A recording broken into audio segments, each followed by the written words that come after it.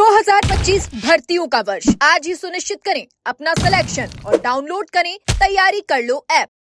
नमस्कार, एजुकेशन नगरी की खास पेशकश एजुकेशन बुलेटिन में आपका स्वागत है। चलिए रुक करते हैं शिक्षा जगत की तमाम बड़ी खबरों की ओर। राजस्थान कर्मचारी चयन बोर्ड की ओर से प्रदेश के लाखों युवा बेरोजगारों को आज बोर्ड की ओर से परीक्षा तिथियों की सौगात दी गई है।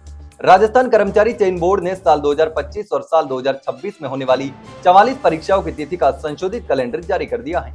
वहीं बोर्ड की ओर से परीक्षा कैलेंडर में कंप्यूटर अनुदेशक भर्ती, पीटीआई भर्ती और अध्यापक मुख्य भर्ती के साथ ही नई सीईटी परीक्षा की तिथि भी जारी कर दी गई है। परीक्षा कैलेंडर के अनुसार 19 मार्च से राजस्थान कर्मचारी चयन बोर्ड प्रतियोगी परीक्षाओं को आयोजित करवाना शुरू करने जा रहा है और ये परीक्षाएं 13 सितंबर 2026 तक चलने वाली है। परीक्षा तिथि के साथ ही बोर्ड की ओर से परिणाम जारी करने की संभावित तिथि भी घोषित कर दी गई है। गौरतलब है कि लंबे समय से भर्ती परीक्षाओं की तिथियों को लेकर प्रदेश के युवा बेरोजगार गुहार लगा रहे थे। प्रदेश के युवा बेरोजगारों के आगे एक बार फिर से प्रदेश की सरकार को झुकना पड़ा है।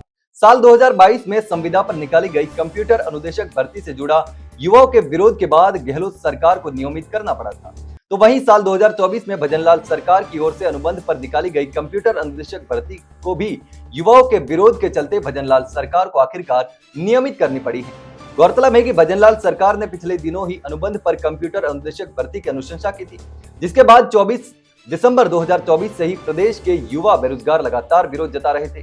तो वहीं राजस्थान बेरोजगार यूनियन के अध्यक्ष हनुमान किसान ने इस विरोध में पत्र लेखन अभियान भी चलाया था। इस अभियान के पक्ष में और विपक्ष के तमाम बड़े नेताओं का साथ भी मिला था, समर्थन और आखिरकार कर्मचारी चयन बोर्ड के कंप्यूटर अनुदेशक भर्ती की परीक्षा तिथि जारी करते हुए प्रदेश के लाखों युवा बेरोजगारों को सौगात दी है। आरएएस भर्ती 2024 के परिणाम और उत्तर कुंजी को हाईकोर्ट में चुनौती दी गई है। तो वहीं आज हुई सुनवाई में हाईकोर्ट ने याचिका पर सुनवाई करते हुए मौखिक रूप से कहा कि क्यों नहीं दोबारा आरएएस भर्ती 2024 का परिणाम जारी कर दिया जाए।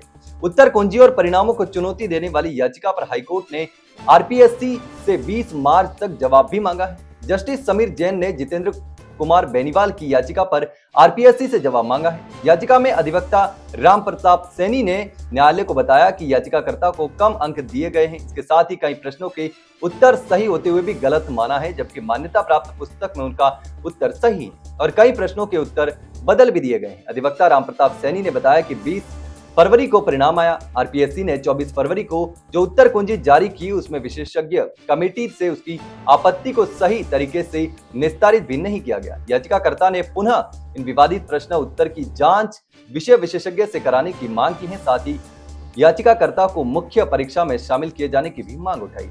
राजस्थान में पेपर लीक के एक के बाद एक नए खुलासे हो रहे हैं। इसी बीच अब वन रक्षक भर्ती 2022 पेपर लीक मामले में कई चौंकाने वाले खुलासे हुए हैं। इसी बड़े पेपर लीक का मास्टरमाइंड एसओजी के हत्थे चढ़ चुका है। एसओजी ने वन रक्षक भर्ती 2022 के पेपर लीक मामले में मास्टरमाइंड हरीश सहारण को मध्य प्रदेश के इंदौर से गिरफ्तार किया है, जो बाड़मेर का रहने वाला है। किसी ने 8 लाख रुपए लेकर अभ्यर्थियों को पेपर बेचे थे। हरीश को 8 महीने से तलाश किया जा रहा था और उस पर 25,000 रुपए का इनाम भी घोषित किया हुआ था। इसके बाद हरीश से कई बड़े खुलासे भी हो सकते हैं। पेपर लीक के मास्टरमाइंड हरीश का नेटवर्क राजस्थान के कई जिलों में फैला हुआ था और उसकी गिरफ्तारी से इस मामले में नए खुलासे भी हो सकते हैं। एसओजी और पुलिस ने अब तक 11 आरोपियों को इस मामले में गिरफ्तार किया है, जिसमें 6 वन रक्षक, 5 एजेंट, 3 दंपत्ति, 2 शिक्षक और 1 जेईएन भी शामिल है। इसके अलावा 15 अन्य के खिलाफ मामला भी दर्ज किया गया।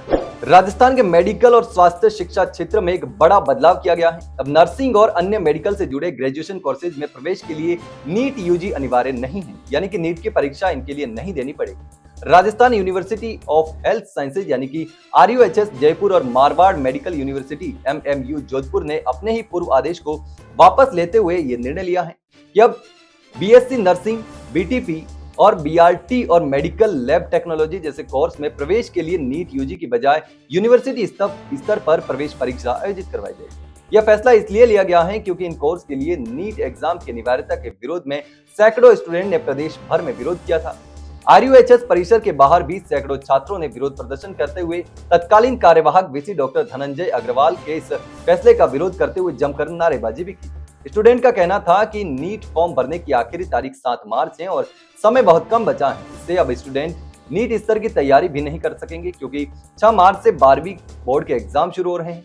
नीट का एग्जाम होने के लिए भी अब केवल 2 महीने का समय बचा है। ऐसे में इन के पास नीट स्तर की तैयारी करने का समय नहीं है। इसके बाद अब इनमें बड़ा बदलाव किया गया है। तो ये थी एजुकेशन जगत की तमाम बड़ी खबरें। कल फिर आपके साथ रूबरू होंगे, तब तक के लिए नमस्कार।